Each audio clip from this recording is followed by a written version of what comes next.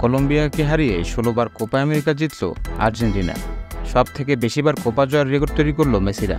এই ম্যাচ শেষ হওয়ার ৮ মিনিট আগে গোল করে দলকে জেতালেন লাউতারো মার্তিনেজ।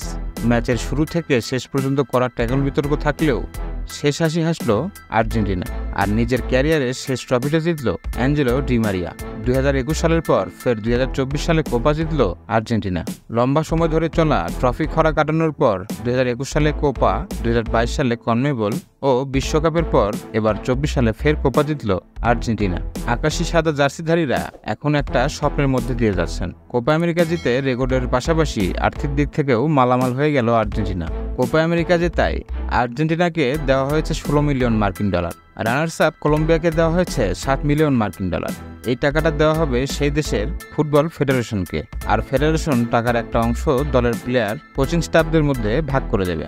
এবার গ্রুপ স্তরে ৩টে ম্যাচে জিতেছে আর্জেন্টিনা। কানাডা, চিলি ও পেরুকে পরাস্ত করে তারা কোয়ার্টার ফাইনালে প্রবেশ করেছে, যেখানে তারা পেনাল্টিতে জিতে। এরপর তারা সেমিতে খেলে তারা কানাডার বিরুদ্ধে ২-০ গোলে জিতে আর্জেন্টিনা, আর এবার ফাইনালে তারা জিতল কলম্বিয়ার বিরুদ্ধে। কলম্বিয়া এই ফাইনাল খেলতে নেমেছিল টানা ২৭টা ম্যাচ অপরাজিত থেকে, কিন্তু তাদের জয়ের রথ থেমে গেল আর্জেন্টিনার সামনে গিয়ে।